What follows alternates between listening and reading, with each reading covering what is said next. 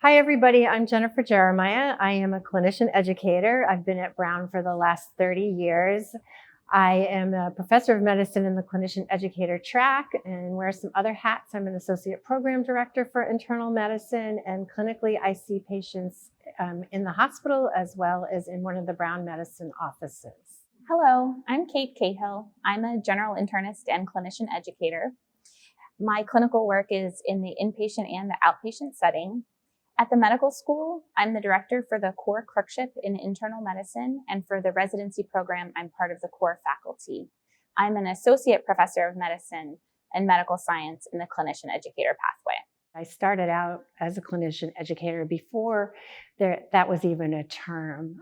I love seeing patients and I love to teach, and the two very much go well together. In the track, you're required to have good clinical work as well as mentoring, advising, and teaching. And being in that track allows you to fulfill both of those, all of those passions. And I think particularly important in being a clinician educator is your experience with your patients really helps you help your learners. You can use what you do every day to help them develop the skills that they're going to need in the future. I think I have really similar advice around combining those two roles as much as possible. So work with learners clinically whenever that's a possibility. And I think that benefits clinician educators in a couple of ways. One is that it will ultimately result in teaching evaluations from your learners, which is something that will be required as part of the materials you submit for the promotions process. And the second aspect is it increases your visibility as a teacher and an educator. It starts to call attention to your excellent teaching skills. It gets you in the lineup for being eligible for teaching awards. So there are some additional downstream benefits that happen to clinician educators that way. It's worth taking a step back and talking about scholarly work, because I think that's really the difference for clinician educators.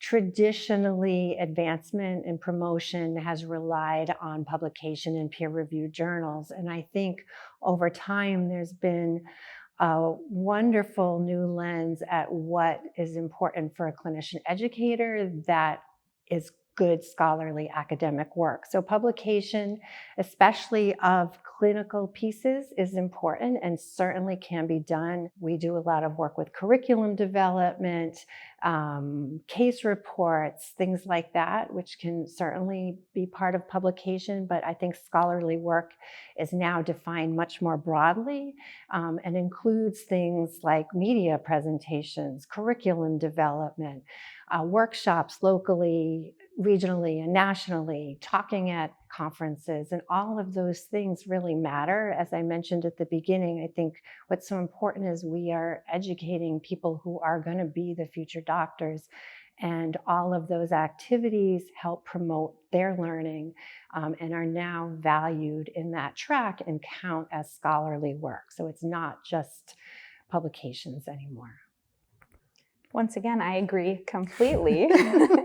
My take on this is to think about publication as a form of scholarly dissemination, and maybe not to overly focus on just the publication part, but to think about where are the other ways to disseminate the work that you're doing, whether that's locally through the program and educational faculty development, or regionally with your professional society organizations, thinking about the presentations you give, the workshops that you give at conferences. Those are all really important types of scholarship for clinician educators that count as dissemination, but aren't typical publications in the way people think of that with research. I think curricular development definitely counts. That's a core activity for any clinician educator. And then I think beyond the curriculum development, there are inherent scholarly activities associated with that. If you developed a curriculum, you're likely to be the person who is teaching that. That's separate, the teaching role as a clinician educator, from the work of developing the curriculum. And again, those are activities that set up a foundation for thinking about then disseminating that work that you're doing. And part of promotion is to have, it depends on the level and the track, but about 100 to 200 hours of teaching each year. So developing curriculum and then implementing and being the teacher, keeping it sustained is a great way to build those hours as well. One thing that I get asked a lot is, how do I get involved in the activities that are going to help me towards promotion? And some advice we often get is, don't overextend, learn how to say no. But I do think that if you're interested in moving up in academic medicine, you have to say a lot of yeses, because yeses can lead to more yeses and help you build the tools that you need for promotion and for personal enjoyment, getting involved in activities that give you fulfillment. I'm a member of the Alliance for Academic Internal Medicine, and we're always told, well, work on things in your niche, in your wheelhouse. And I think that's important because you're dedicated to it, you're interested in it. But sometimes saying yes outside your wheelhouse is really going to help you meet new people, find people to collaborate with, do more work. So I initially got involved with the Alliance on a collaborative for clinical competence committees, which is very much in my wheelhouse. I chair our clinical competence committee. But by being involved there, I was somehow asked to be on a task force and became the vice chair of a task force on wellness, which allowed me to get involved in a publication with members of the Subspecialty Society in Medicine. From there, we did some workshops at the national level. And again, these things weren't really in my wheelhouse. There's something I was interested in, but recognized that saying yes allowed me to find things that are interesting to me and work with people who I still keep in touch with. I then was able to apply and become part of the program planning committee for our alliance, which again, I met new people that I collaborated with and have been asked to speak. And all of those things were from little yeses to things I really might have been hesitant to put myself out there, but said, oh, let's try it. And again, in doing that, it's helped build my CV, but equally important to work with people outside of Brown, which is, when you've been here that long, it's really great to get perspectives outside of our institution. I've got to work with people from a variety of institutions, learn from them, call them friends, and it's just been a great experience, again, saying yes to things that I might not have normally said yes to. When I was a more junior faculty member, I had also been given that same advice to say yes when you can to new opportunities and projects. And I think that really helped me figure out what my niche would be.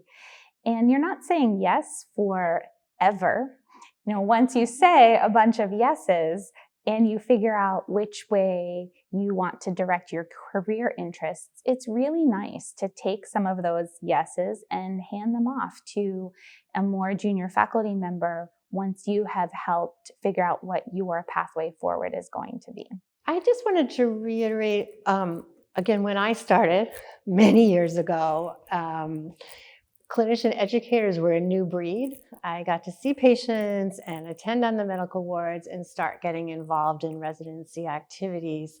And at the time, it was new and not as respected in the academic world as I think we would have liked. And I can tell you, I've watched the evolution where the work that we do that is not strict publication is more and more respected. And if we think about it, and Kate and I were just talking about this, being a clinician educator is something to be proud of. We teach and mentor the people that are going to take care of members of society for years. It's a domino effect. The little things that we do really have impact down the road.